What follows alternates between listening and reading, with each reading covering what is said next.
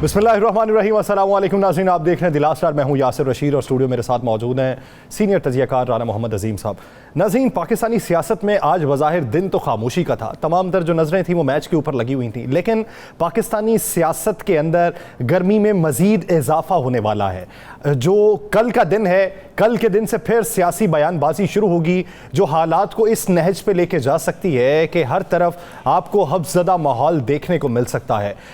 अगर खान साहब ने कुछ दिनों की खामोशी के बाद लॉन्ग मार्च की बाकायदा तौर पे कॉल दे दी और कहीं से वफाकी हुकूमत की जानिब से कोई इशारा कबल अज़ वक्त इंतखाबात का दिखाई ना दिया तो सूरत हाल कहाँ तक पहुँचेगी। बात यह है कि पाकिस्तान मुस्लिम लीग नून के अंदर बातचीत क्या चल रही है। नए इंतखाबात के हवाले से अगर वो राजी हैं तो फिर कौन पसोपेश का मुजाहिरा कर रहा है, इस पर कुली तौर पर बात करते हैं। राना साहब, पाकिस्तानी सियासत के आइंदा 1 से 2 दिन किस हद तक खतरनाक हो सकते हैं या किस हद तक हौसला अफजा हो सकते हैं? बिस्मिल्लाहिर्रहमानिर्रहीम, अस्सलातु वस्सलामु अलैका या सय्यदी या रसूलल्लाह, अस्सलातु वस्सलामु अलैका या सय्यदी या हबीबल्लाह। या सर, एक बात ज़हन में रखिएगा, आज का दिन ज़रूर खामोश है, कल का दिन खामोशी से नहीं गुजरेगा, बल्कि आज रात से ही आपको नज़र आना शुरू हो जाएगा कि पाकिस्तान की रात 12 बजे के बाद, शो के बाद आपको नज़र आना शुरू हो जाएगा कि पाकिस्तान की सियासत में तलखी बढ़ना शुरू हो गई है। एक तो कप्तान हर सूरत में फ़ाइनल कर बैठा है लॉन्ग मार्च। अब हुकूमत के पास रिपोर्ट ये थी कि लॉन्ग मार्च जो है इसके अखराजात कौन उठाएगा, कप्तान जो है वो क्या अफोर्ड कर सकेगा। अब कप्तान के पास क्या कोई ऐसी टीम है जो इन पैसों को पैसे खर्च कर पाए?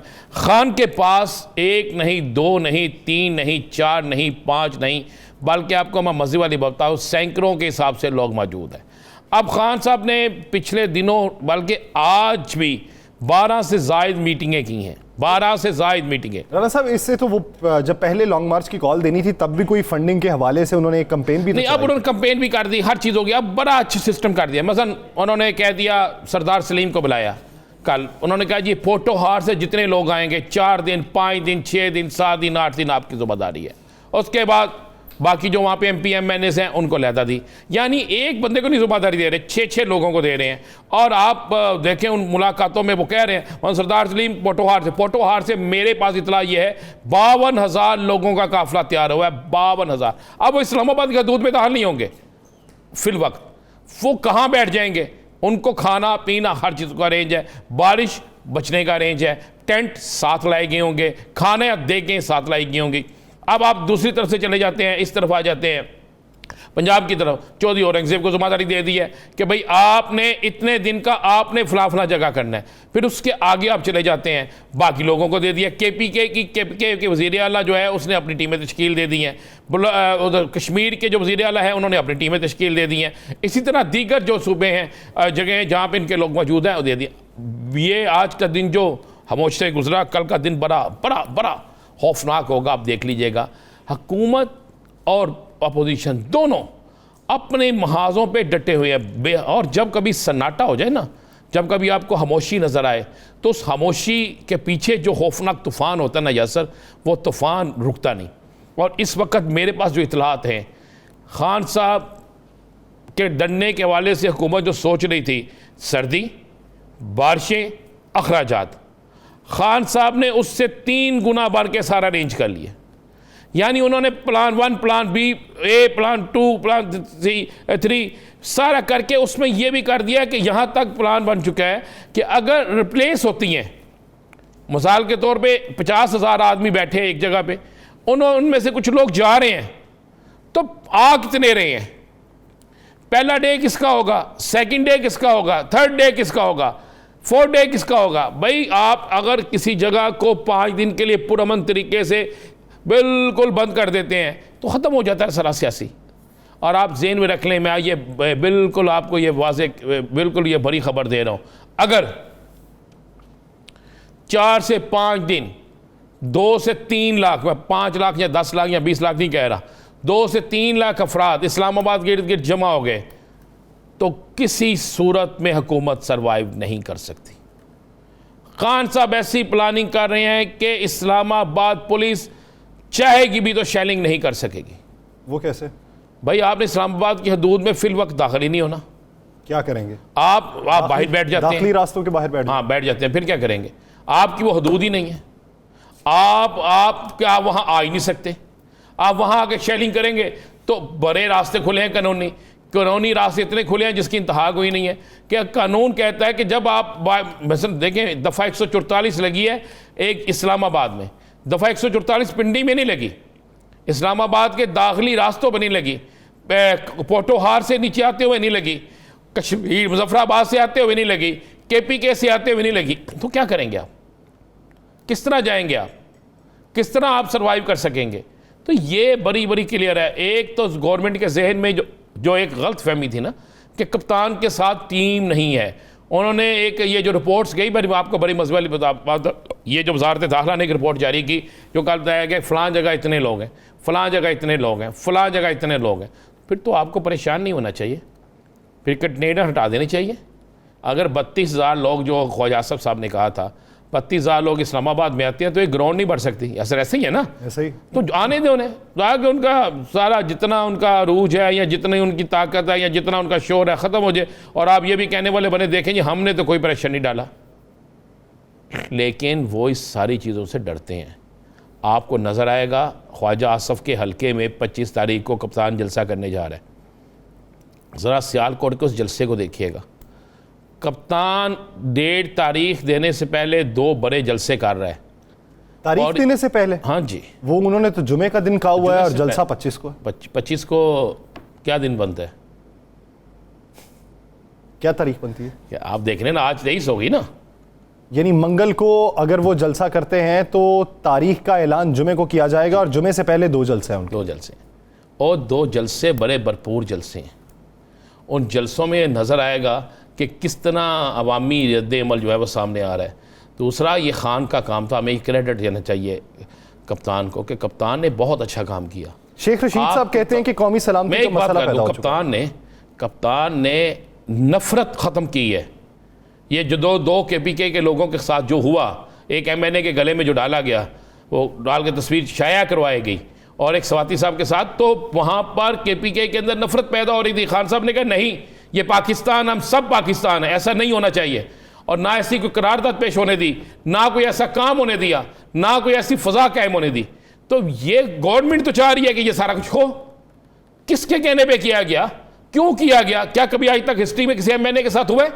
भाई आपने उसके साथ कभी नहीं किया जो बड़ा कातिल होता है, जो चोर है, जो डकैत है, जो उजरती कातिल है, उसके गले में डाल के आपने कोई तस्वीर भेजी नहीं। एक MNA के गले में डाल के आप ये सारा कुछ दिखा रहे हैं। क्या नफरत पैदा करना चाह रहे हैं? किसके खिलाफ ये पैदा करना चाह रहे हैं? तो यासर ये अगला अगर आप कहें कि हालात सुकून से गुजरेंगे, ऐसे नहीं होंगे। आप शेख रशीद की बात कर रहे थे। शेख रशीद साहब कहते हैं कौमी सलामती का मसला पैदा हो चुका है, अगले 10 रोज़ बहुत अहम है।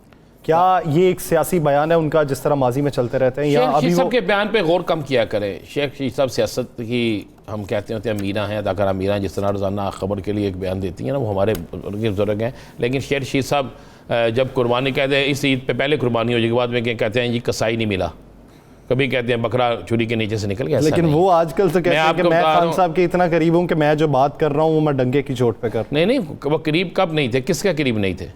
शेख रशीद साहब दोस्त कह रहे होंगे, लेकिन मैं आपको ये लिख के दे रहा हूँ 10 दिन ज़्यादा है।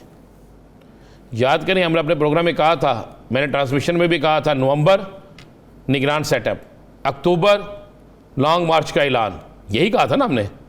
लोग कहते थे नहीं होगा, खान ने ऐलान कर दिया ना कि लॉन्ग मार्च की तारीख ऐलान कर रहे हैं, और हो सकता है वो लॉन्ग मार्च की तारीख 3 नवंबर या 5 नवंबर हो जाए, हो सकता है इतवार का दिन हो जाए। ये सारी चीज़ें हो सकती हैं, और इन सारी चीज़ों पे काम भी हो रहा है। और मैं तो आपको बता रहा हूँ कि खान ने वो तमाम इंतज़ामात कर लिए हैं। आज भी इस वक्त भी जो मीटिंग्स हुई हैं, अब हुकूमत क्या चाहती है? यासर, हुकूमत चाहती है कि खान को हर हाल में गिरफ़्तार किया जाए। आप ज़हन में रखिएगा, अगर कप्तान गिरफ़्तार हो गए तो उसके बाद हालात कोई भी नहीं संभाल सकेगा। आप पंजाब में लगा लेंगे बड़ा ज़ोर, आपके बकौल कि पंजाब हमारे पास आ रहा है, आपके बकौल कि पंजाब में हम कंट्रोल कर लेंगे, आपके बकौल सर। भाई किस को कंट्रोल करेंगे? जो लोग बेकंट्रोल हो के आगे, फिर क्या करेंगे आप?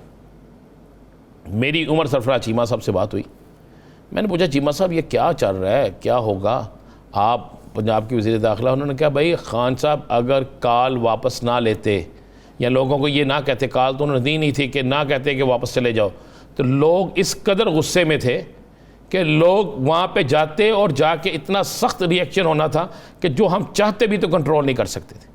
ये मुझे खुद उन्होंने कहा ये तो कप्तान ने बड़ा बेहतरीन एक फ़ैसला किया और कप्तान के बेहतरीन फ़ैसले की वजह से बड़ी चीज़ें बच गईं। तो यासर अब आज के दिन लाहौर में 3 बड़े जलसे हुए हैं तहरीक इंसाफ के, हर शहर में शुरू हो गए हैं। ये निशानियाँ है कि कप्तान ने उन्हें कह दिया है कि निकलो बाहर, अब आपने बैठना नहीं है। अब कप्तान का 25 का जलसा जो होगा उसमें जो तकरीर होगी, उसमें जो लोग होंगे, उसके बाद आप क्या समझिए चार्ज करने के लिए है ना, चार्ज तो लोग थे। अब कप्तान मजीद करेगा। कप्तान का असल टारगेट है कि सबसे ज़्यादा क्राउड पंजाब से निकले। चले मैं आपको बता देता हूँ। राना साहब, आप क्या समझते हैं कि मौजूदा सूरत हाल के अंदर PDM में शामिल कोई जमात ऐसी है जो ये चाहती हो कि इंतखाबात हो जाए? जी बिल्कुल है जी, बड़ी जमात। मैं आपको नाम नहीं लेता। बड़ी जमात या छोटी जमात? बड़ी जमात है जी। मैं चले आपको एक कौमी जमात है, कौमी जमात नहीं है। मीटिंग हुई है आज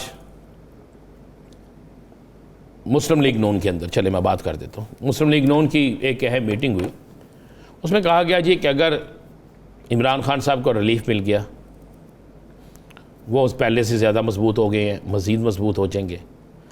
हमने हर कोशिश की है, ये मैं लफ्ज़ जो अदा कर रहा हूँ इसी तरह आपको बता रहा हूँ कि हमने हर कोशिश की है कि खान को हरा दें। हम 13 इत्तेहाद भी उसे कुछ नहीं कर सके। तो पता है वहाँ पे उनके एक अहम लीडर ने क्या कहा, उन्होंने कहा जी कप्तान को कमज़ोर करना है ना, उसका एक ही हल है, कप्तान को इक़्तिदार दे दे। बनती बात। और जब कप्तान इक़्तिदार में आ जाएगा तो इन मौजूदा हालात में वो सर्वाइव नहीं कर सकेगा, तो फिर कप्तान कमज़ोर हो जाएगा। लेकिन अब मामला ये है कि नून लीग तो इसके लिए तैयार बैठी है कि हमारी जान छूट जाए, लेकिन वो कहते हैं ना जो देने वाले हैं, जो साथी हैं, वो कहते हैं नहीं जान नहीं छोड़नी है, अभी नहीं जाना। तो अब कप्तान ने कल कह दिया था कि ये इलेक्शन करवाते नज़र नहीं आते। तो कप्तान अगर आप ये कहें कि 11 माह इंतज़ार करें, 8 माह इंतज़ार करें या 6 माह इंतज़ार करें, वो तो मुमकिन है ही नहीं। ऐसा कप्तान को पता है इतना अरसा इंतज़ार करने का मकसद है कि उनकी तंजीम जो है, उनकी पार्टी जो है, और उसके बाद उनके MNAs जो है, उन हल्कों में ज़िमनी इलेक्शन, फिर मज़ीद मामला, वो कप्तान इस तरफ नहीं जाएगा। कप्तान बिल्कुल फ़ैसला कर चुका है। आज की मैं आपको मीटिंग की ये इतला दे रहा हूँ, आपने आज का ट्वीट भी देख लिए हैं, आपने प्रेस कॉन्फ्रेंस भी एक देख ली है। कप्तान किसी सूरत में भी अब पीछे हटने वाला नहीं है। कप्तान ने कम से कम 15 दिन का रेंज कर लिया है कि अगर 15 दिन भी मुहासरा करना पड़े, 15 दिन भी लॉन्ग मार्च जारी रखना पड़े, 15 दिन भी एहतजाज करना पड़े, तो उसके तमाम तर जो मामलात हैं वो किस तरह हल होंगे, कौन कौन करेगा, कहाँ कहाँ पर किस किस की ड्यूटी है, सारे मामले। पाकिस्तान पीपल्स पार्टी की और PMLN की सेटिंग ठीक चल रही? बिल्कुल नहीं ठीक चल रही। वजह? बड़ा खौफनाक अंदर तनाव पैदा हो गया, बड़ा खौफनाक। वो भाई बिलावल साहब या जरदारी साहब वज़ीर आज़म का उम्मीदवार मरियम बेचारी जो तैयारी कर रही थी कि जनाब शायद इमरान खान बिल्कुल फारिग हो जाएंगे सियासत से और उसके बाद मेरी बारी होगी, उसने तो तैयारी कर रखी थी। वहाँ तो मुशावरतें जारी थी, वहाँ तो वजारतें बन रही थी, वहाँ पे तो प्लानिंग बन रही थी, वहाँ पे तो हर चीज़ तय हो रही थी। पीपल्स पार्टी जो है उसने तो क्लियर कह दिया भाई कि बिल्कुल कि अगली बारी हमारी, अगली बारी फिर सरदारी, उन्होंने तो ये कह दिया। अब आपस में बांट रहे हैं, पता नहीं इन्हें मिलना है या नहीं मिलना, तो अंदर से इनकी आपस में सख्त इख्तलाफात चल रहे हैं। अब दोनों एक दूसरे को नीचे गिराने के लिए तैयार हैं। मुस्लिम लीग नून उसी सूरत में बचेगी, सियासत में रहेगी ज़्यादा मौसर अगर पीपल्स पार्टी की बात मानती है। अगर वो पीपल्स पार्टी की बात मानती है तो आने वाले जो सिनेरियो है उसमें वो फारिग हो जाती है। अगर पीपल्स पार्टी की बात नहीं मानती तो इसी सिनेरियो में फारिग हो जाती है। अब वो उस पुल पे खड़े हो गए हैं कि एक कदम आगे चलें फिर भी गिरते हैं, पीछे जाएं फिर भी गिरते हैं। अब उन्हें वहीं पे खड़ा रहना, खड़ा कितनी देर रह सकते हैं वहाँ पे, तो ये उनका हिसाब है। आम इंतखाबात के बाद मियां मोहम्मद शहबाज शरीफ साहब के पास क्या होता देख रहे हैं? दुआ करें वो मुस्लिम लीग नून का कोई उधर रह जाए उनके पास। क्या मैं बिल्कुल आपको ठीक कह रहा हूँ यासर, मैं बिल्कुल ठीक कह रहा हूँ। पंजाब की वजारत आला के लिए अगर इनके पास अगर मैं ये लफ्ज़ इस्तेमाल कर रहा हूँ, ये मेरा लफ्ज़ गौर से सुन लीजिएगा, अगर मुस्लिम लीग नून 1% जीती, इस वक्त की सियासी सूरत हाल में दूर दूर तक नज़र नहीं आ रहा तहरीक इंसाफ जितनी मजबूत है और आइंदा इलेक्शन में इनका इत्तेहाद का इलेक्शन भी नहीं होगा, सब अपने अपने प्लेटफॉर्म से इलेक्शन लड़ेंगे। अगर मुस्लिम लीग नून 1% जीत भी जाती है या जिता दी जाती है तो कसूर से होगा वज़ीर आला, गार्डर टाउन में उसकी रहायश है, ठीक है, कसूर से होगा, गार्डर टाउन में उसकी रहायश है। हमज़ा और शहबाज शरीफ नहीं होंगे। क्यों? बस मैं आपको बता रहा हूँ वजह क्या उसकी, सिफारिश किसकी? सिफारिश बड़ी तगड़ी है भाई, बड़ी तगड़ी सिफारिश है, तगड़ी सिफारिश है और बहुत तगड़ी सिफारिश है। उसी तगड़ी सिफारिश की वजह से जिस बंदे का हम इशारा दे रहे हैं उसकी वजह से तो कई काम सीधे हुए हैं। तो मैं आपको बता रहा हूँ कि ये होगा। और उसके बाद मैं आपको ये भी बता दूँ, मुझे अगली सियासत में हमज़ा और शहबाज शरीफ कोई ठीक नज़र नहीं आ रहे। अपोजिशन लीडर, चलें फ़र्ज़ कर लें पाकिस्तान तहरीक इंसाफ बरसर इक़्तिदार आती है तो दूसरी तरफ अपोजिशन लीडर कौन होगा? People's Party, Bilawal Bhutto. बिल्कुल पीपल्स पार्टी से होगा। अभी तो देखिए दाल किस में बढ़ती है यासर साहब, देखिएगा दाल बढ़ती किस में है। आप इसको ये ना समझें कि ये बड़ा आसान है। और भाई अब सब मज़े ले रहे हैं, सब मज़े लूट रहे हैं, सब दावे कर रहे हैं कि हमारी वजह से ये हुआ, हमारी वजह से ये हुआ। हर शख्स क्रेडिट ले रहा है, किसी को क्रेडिट दे कोई नहीं रहा, किसी को क्रेडिट दे कोई नहीं रहा। आप गौर करें, शहबाज शरीफ ने कहा था ये PDM की सीटें हैं, ये जो 2 पीपल्स पार्टी जीती है ये पीपल्स पार्टी की नहीं है, ये PDM की हैं। और उन्होंने कहा जो हारे हैं वो भी PDM हारी है, मुस्लिम लीग नून नहीं हारी। बात तो दुरुस्त कही है उन्होंने। तो पीपल्स पार्टी कहती है नहीं जनाब, हम हैं, जश्न उन्होंने मनाया है, क्रेडिट उन्होंने लिया है, सीटें उनकी भरी हैं। हर गाली नून लीग के ज़िम्मे डालेंगे पीपल्स पार्टी वाले और हर क्रेडिट वो अपने ज़िम्मे डालेंगे। आप देखें ना, वो कह रहे हैं कि मेरी खारजा पॉलिसी ऐसी थी कि अमेरिका ने साथ दिया और हम FATF से निकल के भाई। और कल के अंदर आपने FATF के ख़िलाफ़ तो एहतजाज किया था, उनकी शराइत के ख़िलाफ़। याद करें ना असम्बली में आप लोगों ने क्या क्या नहीं किया था।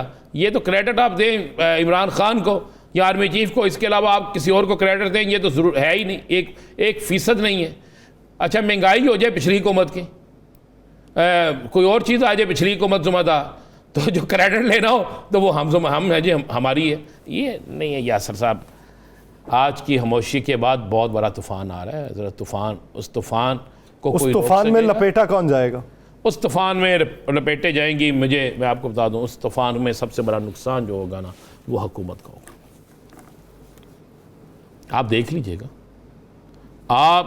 लीजिएगा, उस सारे तूफ़ान में सबसे बड़ा नुकसान हुकूमत का होगा।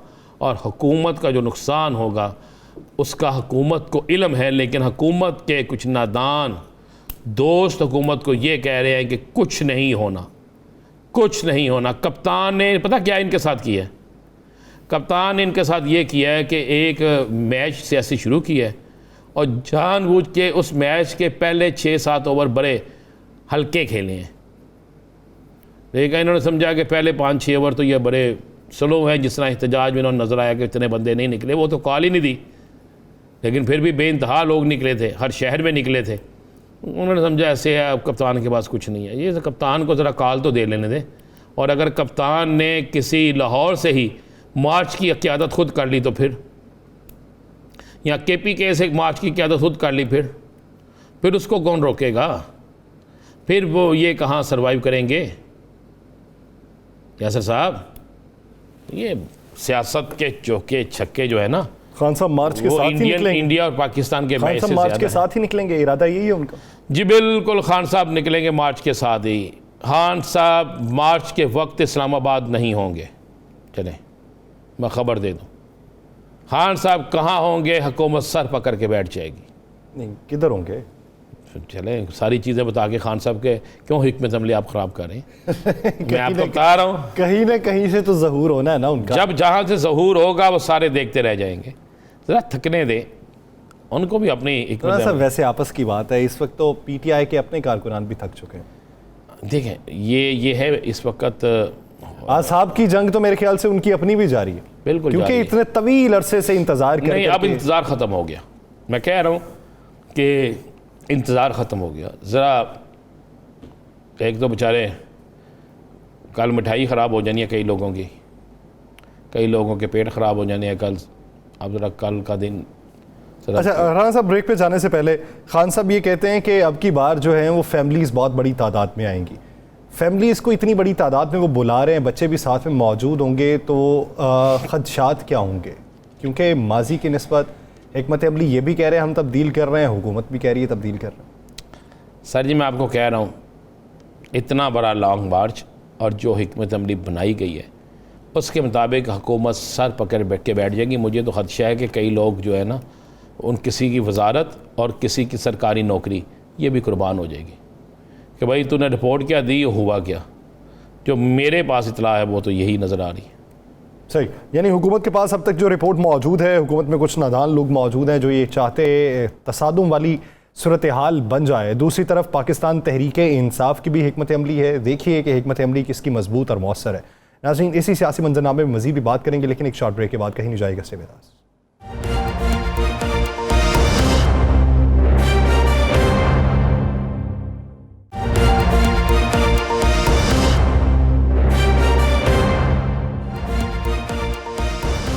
ब्रेक के बाद खुशामदी। नाज़रीन, वज़ीर आज़म शहबाज शरीफ साहब एक तरफ कभी ये बात करते हैं कि मुज़ाकरात होने चाहिए, फिर दूसरी तरफ वो तनकीद का निशाना भी बनाते हैं। दूसरी तरफ बहुत से वफाकी वज़रा भी ये राय रखते हैं कि मुज़ाकरात होने चाहिए, लेकिन बाकायदा कोई डेलीगेशन सामने नहीं आता। उधर साबिक वज़ीर आज़म इमरान खान साहब भी ये कहते हैं कि जमहूरी जमातों के दरमियान में मुज़ाकरात चलते रहते हैं, बैकडोर राबिते भी होते रहते हैं, लेकिन उसका कोई नतीजा सामने नहीं आ रहा। उसकी बुनियादी वजूहात क्या हैं? अगर कोई रुकावट है तो कौन रुकावट है? अगर हालात रुकावट हैं तो हालात कब तक रुकावट रहेंगे? ये एक बुनियादी सवाल है। इसी बारे में बात करेंगे। पाकिस्तान मुस्लिम लीग ज़िया के सरबराह एजाज़ुल हक साहब ने हमें ज्वाइन किया है। एजाज साहब बहुत मशहूर हैं आपके वक्त के। एजाज साहब, आपका एक बयान बड़ा इस वक्त वायरल है। आपने जो वज़ीर आज़म शहबाज शरीफ साहब के बारे में बयान दिया, मलिक अहमद ख़ान साहब की गाड़ी में मुलाकात के लिए जाने वाला, उसके पीछे क्या कहानी है? और मुज़ाकरात जो अभी हालिया हो रहे थे, इन मुज़ाकरात में रुकावट कौन है? बिस्मिल्लाहिर्रहमानिर्रहीम। देखें, मकसद मेरा डिग्गी में कहने का नहीं था, मुशाबत देना था कि खुफिया तौर पर मुलाकातें करने की बात मैंने की थी। तो वो मतलब एक उसको मुशाबत दी कि जनाब डिग्गी में बैठ कर चले गए, पिछली सीट पे लेट कर चले गए, या जो भी मामलात हुए। मुज़ाकरात तो होते रहते हैं, मुलाकातें भी होती रहती हैं। जब नवाज शरीफ साहब वज़ीर आज़म थे तब भी शहबाज शरीफ साहब को कहा जाता था कि ट्रबल शूटर हैं। इनके एक कुलीग भी साथ इनके हुआ करते थे तमाम मीटिंग्स में। तो मौजूदा सूरत हाल में जो इस वक्त कैच 22 की पोजीशन बनी हुई है, इससे मुल्क को निकालने के लिए देखें, जब तक के वो किरदार अदा नहीं किया जाएगा, चाहे किसी को अच्छा लगे चाहे किसी को बुरा लगे, जो 126 दिन के धरने में राहील शरीफ साहब ने उस वक्त के प्राइम मिनिस्टर के कहने पर अदा किया था, तो जब तक मेरा ख्याल है कि ये सिचुएशन डिफ्यूज नहीं होगी। आप चाहे किसी को डिस्क्वालीफाई कर दें, आप चाहे किसी की जमात को बैन कर दें, नैब की तरह जो ANP बन गई थी बाद में, अब मामलात अब उससे आगे जा चुके हैं। ये इलेक्शन कमीशन के खिलाफ जो नैरेटिव बिल्ट हो गया था, उस नैरेटिव को लोगों ने इतना ले लिया है कि इलेक्शन कमीशन चाहे अब फॉरेन फंडिंग केस का भी फैसला दे दे, किसी ने उस पर यकीन नहीं करना। तो इसलिए मैं समझता हूँ कि इस वक्त 10 महीने 11 महीने की ये बात है। मेरी तजवीज़ ये है कि इस वक्त एक सिचुएशन को डिफ्यूज करने के लिए मिनी काकड़ फार्मूला जो है वो आना चाहिए कि दोनों जमातों को हटाकर एक इंटरम गवर्नमेंट ले आए और उस इंटरम गवर्नमेंट को इलेक्शंस तक जाने दें। उसके लिए यह है कि 90 दिन से ऊपर जाना पड़ेगा। तो मेरा ख्याल है कि जो दूसरे स्टेक होल्डर हैं वो भी आपको इजाज़त दे देंगे इस मामले को थोड़ा सा आगे ले जाने के लिए। अगर इसी तरह से इजाज़ुल हक साहब, ये आप राय दे रहे हैं या किसी जगह इस पर काम हो रहा है? एक तो ये बता दें, और दूसरा, क्या आप अक्सर कहते थे कि राब्ते जारी है, आप मुझे बता दें क्या राब्ते खान साहब के साथ किसी के जारी हैं या राब्तों के दरवाजे या खासा आना बंद हो गए? नहीं, देखें, राब्ते कभी भी बंद नहीं होते, राब्ते हमेशा रहते हैं। कोई मिलने जा रहा होता है उसके ज़रिए राब्ते हो जाते हैं, कोई मिलकर आ रहा होता है उसके ज़रिए राब्ते हो जाते हैं। राब्ते कभी मुनक़ता नहीं होते। मतलब जिस दिन राब्ते मुनक़ता हो गए तो आप समझ लें कि फिर एक टर्मोइल में हम चले जाएंगे। हर किसी से राब्ते रहते हैं। मैंने तो ये खान साहब को भी ये बताया है कि अभी जल्दबाजी में कोई ऐसा फैसला नहीं करना। जिससे कि कोई हालात जो है वो खराबी की तरफ जाएं। तो ये कहना जी कि राब्ते किससे हो रहे हैं, कहाँ हो रहे हैं, मतलब राब्ते तो हर वक्त होते रहते हैं। हुकूमत से भी राब्ते तो खुलकर होते हैं, ऑपोजिशन के साथ जरा बंद कमरों में कभी राब्ते हो जाते हैं, कभी छुप के राब्ते हो जाते हैं। एजाजुल हक साहब, आपने कहा कि खान साहब को मैंने मशवरा दिया है कि जल्दबाजी में कोई फैसला नहीं करना। क्या लॉन्ग मार्च का फैसला कंफर्म हो चुका है? देखें, ये तो खान साहब ने अभी तक किसी से ये बात शेयर नहीं की। मैं सिर्फ ये कहता हूँ कि देखें, किसी के कहने पे आपने प्रवोक नहीं होना, क्योंकि ये हुकूमत भी अब ये बेट डाल रही है। कुछ और लोग भी हैं जो वो बेट डाल रहे हैं, ऐसी गुफ्तगू कर रहे हैं, ऐसी बातें कर रहे हैं जिससे कि अगले को प्रवोक करके कहें कि भाई जल्दबाजी में फैसला। आपने मशवरा क्या दिया था वैसे लॉन्ग मार्च के हवाले से? अब मैं तो ये समझता हूँ कि गुफ्तगू शनीद के साथ मामला तय होने चाहिए और ये तमाम स्टेक होल्डर्स को, हुकूमत समेत, इस बात पर आ जाना चाहिए। इस वक्त मुल्क इसका मुतम्मल नहीं है कि अफरा तफरी हो। मतलब उससे पहले कोई बीच का रास्ता जो है वो निकाल लेना चाहिए और मैं समझता हूँ कि उसके लिए सबको सर जोड़कर सोच समझ कर फैसले करने चाहिए, क्योंकि इस वक्त जो हालात है हमारी इक्तिसादी तौर पर मामलात हैं और जो मुल्की दीगर मामलात हैं हमारी एक्सपोर्ट्स के बारे में और दीगर टेक्सटाइल इंडस्ट्री के बंद होने के हवाले से, एनर्जी क्राइसिस के हवाले से, अब आगे सर्दियां आ रही हैं, हुकूमत के पास पैसे नहीं है, रिजर्व्स इनके रह गए कोई 2-3 हफ्ते 4 हफ्ते के टोटल रिजर्व है। इस सूरत हाल में महाजराई, आपस में झगड़े, एक दूसरे को नीचा दिखाने के लिए, मतलब क्या आप लड़ाई एक दूसरे से लड़ रहे हैं या मुल्क के साथ लड़ रहे हैं, सोचने की ये बात है। और एजाजुल हक साहब, आप कहते हैं लॉन्ग मार्च भी खान साहब ना करें, अभी किसी के बात पे ना आए। खान साहब को नाअहल करार दे दिया गया, खान साहब पर FIR दे दी गई, खान साहब के MNA को गिरफ़्तार करके उसके गले में वो उसका सारा नाम लिख कर उसकी तस्वीर को नशर कर दिया गया। अगर कोई पिंडी में एहतजाज करता है तो इस्लामाबाद में FIR दे दी गई। आप खान साहब भी कब तक इंतज़ार करेंगे? ये सारा कुछ होता देखने वाले जो है वो खामोश क्यों हैं? यही तो सवालिया निशान है, यही तो सवाल है जो सब पूछ रहे हैं कि क्या खान साहब का नाअहली तो कोई चीज़ ही नहीं है इस वक्त तक। पार्टी को भी पाबंदी लगा दे, कोई चीज़ नहीं है। मतलब किसी people of Pakistan are not going to believe that. जो मतलब बात यह है कि जो मैटर कौन करता है, मैटर करती है अवाम। जमहूरियत क्या है? जो मतलब for the people by the people, तो क्यों कहते हैं इसको कि तो फिर अगर जमहूरियत के अंदर आप पाबंदियाँ लगाएंगे, कदगने लगाएंगे, अदारों को इस्तेमाल करके अपनी ख्वाहिशात को की तकमील करने की कोशिश करेंगे, तो आप इस मुल्क के साथ झगड़ा कर रहे हैं ना। खान साहब के साथ तो झगड़ा नहीं कर रहे आप, और खान साहब को आप मंजर से हटा भी नहीं सकते, चाहे आपकी जितनी मर्जी ख्वाहिश हो। मैं तो कहता हूँ आप बल्कि बाकी भी अपने पहलवानों को वापस ले आएं, ताकि जो है मैदान भी खुला हो और घोड़ा भी हो और सवार भी हो और पता लग जाए कौन कितने पानी में। यानी आप भी फिर उस बात की तायीद कर रहे हैं लेवल प्लेइंग फील्ड की? लेवल प्लेइंग फील्ड, अगर ये इनकी ख्वाहिश है कि जी लेवल प्लेइंग फील्ड दे दें और हम इलेक्शन में चले जाते हैं, तो मैं समझता हूँ इनको जो मांगते हैं इनको दे देना चाहिए। ये आप क्या कह रहे हैं कि जो मांगते हैं दे देना चाहिए? हाँ, देखे ना, पहले भी तो क्या नहीं मिला इनको, केसेस नहीं, वो कहते हैं यही चीफ इलेक्शन कमीशन रहेगा, वो कहते हैं सारे मामला यही रहेंगे, तो भाई फिर भी इलेक्शन में चला जाना चाहिए। नहीं, इलेक्शन कमीशन तो ये नहीं रहेगा ना। ये कोई अब बच्चों वाला खेल तो नहीं है कि एक मुतनाज़े चीज को आप ला कर कहें जी कि अगले के हाथ बांध कर तो इलेक्शन नहीं लड़वा सकते ना। लेवल प्लेइंग फील्ड मैं कह रहा हूँ, लेवल प्लेइंग फील्ड का मतलब है क्या? उनके मुतालबात और खान साहब के मुतालबात दोनों को तस्लीम करना पड़ेगा। तो इसके लिए कोई कुव्वत किरदार अदा करने के लिए तैयार है या नहीं है, या सब खामोश हैं? देखिए, ये तैयारियां खुद ब खुद हो जाएंगी इंशाल्लाह। मुझे लग रहा है कि अंडरग्राउंड मामलात कुछ बेहतरी की तरफ जाएंगे। अभी बज़ाहिर तो चीज़ें ऐसे सामने नहीं आ रही, कुछ मतलब दिखावे के लिए, कुछ प्रोवोकेशन के लिए मामलात करवाए जा रहे हैं ताकि किसी को बंद गली में धकेल दिया जाए। मैं समझता हूँ कि इस वक्त बड़े होशमंदी की ज़रूरत है, मशावरत की ज़रूरत है हर किसी के लिए, कि आप मुल्क को उस नहज पे ना ले जाएं जहाँ से फिर वापस आते आते बहुत आपको तकलीफें उठाएं। एजाजुल हक साहब, इलेक्शन कमीशन के फैसले पे PTI की स्ट्रेटेजी क्या दिखाई दे रही है आपको? इलेक्शन कमीशन का फैसला रिवर्स हो जाएगा। इस मुल्क की या तो अदालतें बंद कर दी जाएं और या फिर सही फैसले दिए जाएं। मैं तो ये सीधी सी बात कर रहा हूँ, और मेरा ख्याल है कि ये पहली हेयरिंग, दूसरी हेयरिंग में मामला जो है वो साफ सामने जाहिर हो जाएंगे। हर चीज़ तो सामने आ गई है कौम के, कौन सा झूठ बोला है। देखें, करप्शन में और नेग्लिजेंस में बड़ा फ़र्क है। इसमें कोई करप्शन नहीं है, इसमें यह है कि चले डिक्लेयर नहीं किया, रसीदें सब दिखा दी। FBR में सारा कुछ डिक्लेयर है। अब कोई चीज़ ऐसी नहीं है जो FBR के पास डिक्लेयर ना हो। ठीक है, इलेक्शन कमीशन के सासों में मैं कहता हूँ 99% अगर आप सासे उठाकर देख लें, इस वक्त के वजीर आजम के भी बहुत सी ऐसी चीज़ें निकल आएंगी जिनको डिक्लेयर नहीं किया होगा। कोई बीवी के नाम होगी, कोई बेटी के नाम होगी, कोई भाई के नाम होगी।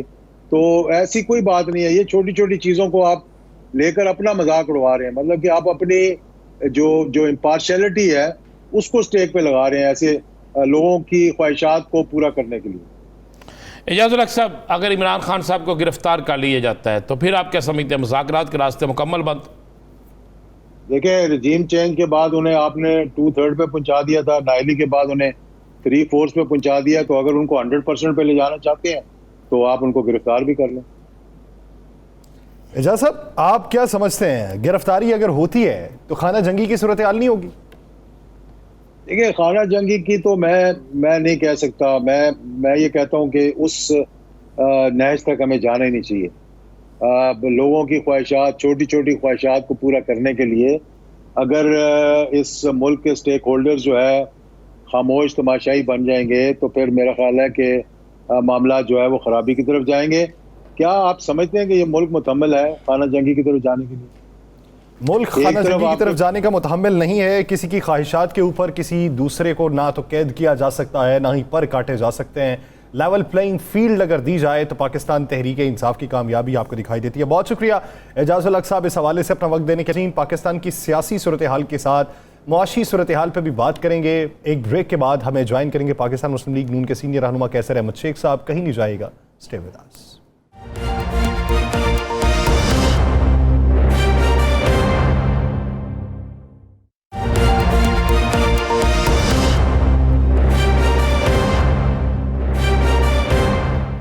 ब्रेक के बाद खुशामदीद नाज़रीन। पाकिस्तान का सियासी मंजरनामा आप सबके सामने है, उस पर मुफस्सल गुफ्तगू भी हम कर चुके हैं। पाकिस्तान का मुआशी मंजरनामा क्या होगा?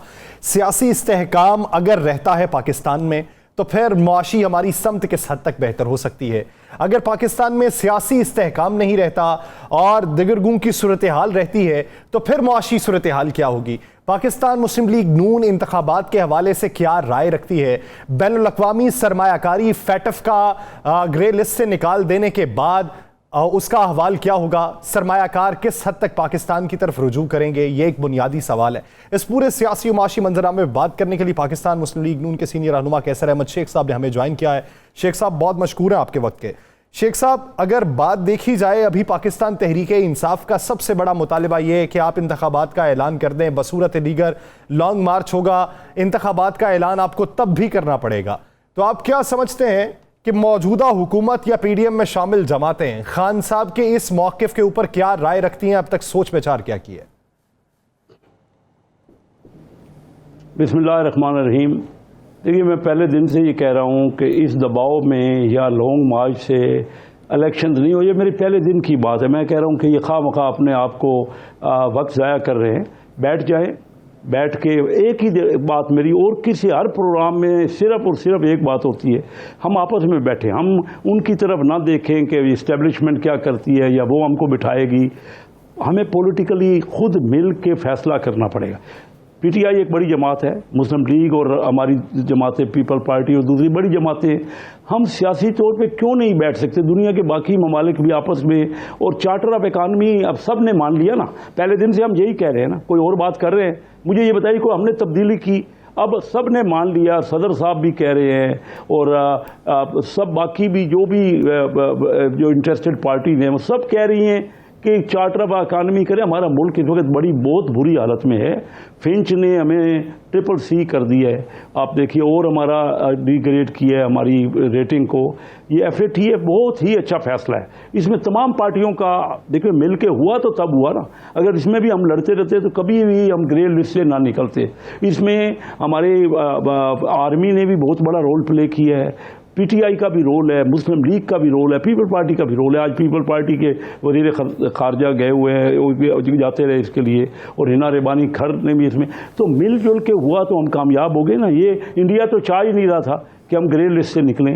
हम अपने मुल्क का सोचें, हर एक का इंटरेस्ट, हमारा अपना इंटरेस्ट होना चाहिए। हमारी इकानमी इस वक्त बहुत बुरी सूरत हाल में है। लोग अपना पैसा, बिजनेसमैन मैं आपको कह रहा हूँ, लेके बाहर जा रहे हैं। मुझे पता है, मेरे ही जानने वाले, मेरे ही तल्लक वाले, वो पाकिस्तान से वो महसूस कर रहे हैं कि पाकिस्तान में ये लड़ते ही रहेंगे, ये पॉलिटिशियन लड़ते रहेंगे। मैं तो आया था सियासत में, कारोबार अपने को छोड़ के कि सियासत करूं और मुल्क में कोई कंट्रीब्यूट करूं। ये हम कोई अच्छा सिग्नल नहीं दे रहे दुनिया को। हमारे यहाँ इन्वेस्टमेंट ही नहीं हो रही। देखिए, इन्वेस्टमेंट के बगैर या एक्सपोर्ट लेड ग्रोथ के बगैर तमाम दुनिया के ममालिक ने एक्सपोर्ट बढ़ा के तरक्की की है, चाहे हमारे रीजन में जिस मुल्क को भी ले लें। और हम जब इन्वेस्टमेंट हमारे यहाँ कोई आने को तैयार है, हमारे अपने लोग बाहर जा रहे हैं, बाहर वाले ने क्या आना है। हालांकि पाकिस्तान में बहुत प्रॉफिट है। मैं अभी पिछले हफ्ते कोरियन सफ़ीर से मिला, क्योंकि मैं वहाँ पे पाकिस्तान कोरिया बिजनेस इनका जो फ्रेंडशिप ग्रुप है उसका कन्वीनर हूँ। वो कह रहे हैं पाकिस्तान में बहुत अपॉर्चुनिटी है। हमारे कारोबारी लोग कहते हैं कि यहाँ प्रॉफिट ज़्यादा है, लेकिन पॉलिटिकल अनसर्टेनिटी है। तो सियासत में कैसे रहे शेख साहब, आप कहते हैं कि इमरान खान साहब ये आप कहते हैं कि बैठ के आपस में बैठ जाएं, चले मान लिया ये बैठने के बैठ जाते हैं, और बैठ कर अगर ये तय हो जाता है कुछ आप करें कुछ वो करें कि चले 6 महीने पहले इलेक्शन की तरफ चले जाते हैं, उसमें कोई हर्ज तो नहीं है? जब बैठते यही तय होता है ना कोई। अरे देखिए, 6 महीने तो जी यही बातें होनी हैं। देखो, इलेक्शन मिलजुल के आईनी तौर पे तो इलेक्शन को हमें जोर नहीं दे सकते। मैं 5 साल के लिए अगर इलेक्ट हुआ हूँ, मुझे किस तरह ये मैं पब्लिक को कह के आया हूँ कि 5 साल आप मुझे दें और मैं आपको रिजल्ट दूंगा, तो वो तो आईनी तौर पे तो ये कितने भी मार्च कर ले, इससे पहले इन्होंने धरना दे लिया, इनको समझ नहीं आ रही। अच्छा, लेकिन 6 महीने तो बहुत, लेकिन अब अरसा रह ही कितना गया है। अगर आज भी इलेक्शन अनाउंस हो जाए तो 3 महीने की तो इंटरिम गवर्नमेंट है, और इंटरिम गवर्नमेंट से कोई फैसला नहीं हो सकेगा। चाहे इमरान खान साहब की बात मानी भी जाए तो पॉलिटिकल अनसर्टेनिटी ख़त्म नहीं होगी और बढ़ जाएगी कि 3 महीने बहुत पीरियड है, और कोई इंटरिम हुकूमत के पास तो कोई फैसला करने की सलाहियत ही नहीं है। अब कुल इलेक्शन को कितने हैं, 10-11 महीने का फर्क है। शेख साहब फिर यासर साहब आपसे सवाल करेंगे। शेख साहब मुझे एक बात बता दें, आप कह रहे हैं 5 साल के लिए आए तो 5 साल के लिए इक़्तिदार पे रहना चाहिए, तो फिर वो 5 साल के लिए आए थे, आपने क्यों मार्च किए? उनको भी रहने देते हैं कि आप 5 साल उनको देखने दें? नहीं कह रहा, नहीं, मैंने ये कभी नहीं कहा 5 साल। जो अगर मेजॉरिटी, इस असेंबली को 5 साल रहना चाहिए। पार्टी तो जो मेजॉरिटी आज देख रहे हैं 44 डेज में इंग्लैंड में वो ट्रस्ट जो है प्राइम मिनिस्टर, उन्होंने खुद छोड़ दिया कि भाई मैं इकानमी ठीक नहीं कर पा रही, इन्फ्लेशन को ख़त्म नहीं कर पा रही। 5 साल असेंबली को रहना चाहिए। पार्टी तो जो मेजॉरिटी में होगी रहेगी ना, बगैर मेजॉरिटी के उनका मेंबर नहीं है, वो कह रहे हैं। साहिबा को वैसे पाकिस्तान को देखना चाहिए था, उन्हें इतनी जल्दी नहीं करनी चाहिए थी। पाकिस्तान में भी तो ये सूरत हाल मुआशी तौर पे तो ऐसी ही है, ख़राब है। वो भी अब बैठे हुए हैं, आप भी लोग बैठे हुए हैं कि जब तक ठीक नहीं होती तब तक इंतखाबात नहीं होंगे। तो लिस्ट्रस साहिबा ने तो फिर जल्दबाजी की है, उनकी मिसाल तो यहाँ पे बनती नहीं है। नहीं, उन्होंने जल्दबाजी नहीं की, उन्होंने अपनी पार्टी पे छोड़ा। उनकी पार्टी नहीं हटी, वो खुद प्राइम मिनिस्टर हटी हैं। अगर हमारी पार्टी भी ये महसूस करेगी कि हमें कोई चेंज करना चाहिए, तो वो तो हमारी पार्टी का राइट है। तो आप महसूस करते हैं, आप महसूस करते हैं? कितना अरसा हो गया आपको इक़्तिदार में आए हुए?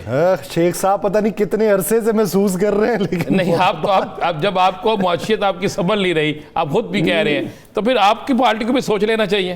जी, सोचना चाहिए। मैं तो ये पहले दिन से कह रहा हूँ, ये दुरुस्त कह रहे हैं। देखिए, बात ये है कि इकानमी को ठीक करने, मैं समझता हूँ मेरे पास तजर्बा है, मैं समझता हूँ मैं इसीलिए आया था। देखिए, ये जो फाइनेंस मिनिस्टर है ना हमारे यहाँ, उसका काम सिर्फ ये रह गया है कि कर्जे लो और उसको खर्च करो। और भाई, मुल्क की इकानमी को कैसे बूस्ट करो, इन्वेस्टमेंट के लिए कैसे माहौल साजगार करो, हम सेविंग्स अपनी कैसे बढ़ाओ। हमारे यहाँ तो मैंने अभी कुछ दिन पहले तकरीर की असेंबली में, अरसा ही हो गया कि हमारी कौमी असेंबली देखो फाइनेंस मिनिस्टर बनाओ। ये आइन की खिलाफ वर्जी है। आइन कहता है कि आपके तमाम फाइनेंशियल मैटर तो आपके सेनेट से वजीर खजाना है, क्या सेनेट को भी नहीं मानते? फिर कौमी असेंबली से ही होना चाहिए सर। ये हमारा आइन कहता है, मैं नहीं कह रहा। आइन कहता है कि जो फाइनेंशियल मैटर्स हैं, इससे जो डायरेक्टली चुने हुए कौमी असम्बली के मेंबर हैं उन्होंने पास करना है। आप आइन अच्छा, वैसे कुछ दिन पहले तक शेख साहब आपने इसहाक डार साहब के बारे में तारीफ की थी, आप मिफ्ता इस्माइल साहब के बारे में तो बातें करते रहे, लेकिन इसहाक डार साहब को आप इलेक्टेबल में शुमार करते रहे। नहीं, मैं देखिए, मैं आइन की आपको बात कर रहा हूँ, कोई फर्क, मैं इसहाक डार का बहुत मोतरफ हूँ। इसहाक डार साहब ने पाकिस्तान की इकानमी के लिए पहले भी बहुत काम किया और अब भी किया, लेकिन मैं ये कहता हूँ या तो फिर आइन तब्दील कर देना, आइन की खिलाफ वर्जी तो ना करें ना। आइन सिर्फ ये कहता है कैटेगोरिकली, इसमें सेनेट के किसी मेंबर का बजट में वोट भी नहीं है। हम आइन को पावर दें ना, हम इसहाक डार साहब MNA बन जाएं या हमारे आइन में तब्दीली कर लें, सेनेट वालों को भी दें। मैं अच्छा शेख साहब को तो आपने जिस पार्लियामेंट की बात की है, एक कॉम्पिटेंट आदमी है। शेख साहब, आपने जिस पार्लियामेंट की आखिरी सवाल है, जिस पार्लियामेंट की बात की है कि इस पार्लियामेंट को कायम रहना चाहिए, आपके इस पार्लियामेंट में अपने दिल पे हाथ रख के बताएं जितने बिल आजकल पास हुए हैं, क्या जितने बिल पास हुए हैं उतने अरकान असम्बली थे पार्लियामेंट के इजलासों में? देखिए, ये तो असम्बली के मेंबरान का काम है ना। नहीं तो फिर तो कानून किधर गया ना। मैं अदलिया पे देखिए, मैं जो मेरी बात सुनिए, जो हमारे इदारे फैसले कर रहे हैं ना, चाहे हमारे फौजी इदारे जो भी फैसला करें मैं उनके साथ हूँ, जो भी फैसला हमारी अदालती इदारे करें मैं तनकीद नहीं करूँ, उनके साथ हूँ। ये उनका काम है अपने आप को ठीक करें। हमारे जो कौमी असम्बली के या सेनेट के इदारे हैं उनका काम है अपने आप को ठीक करें। मैं उसके जो उन्होंने फैसले किए मैं तनकीद नहीं करूँगा। सब यूनिट इंस्टीट्यूशन ठीक होते हैं, इंडिविजुअल गलत हो सकते हैं।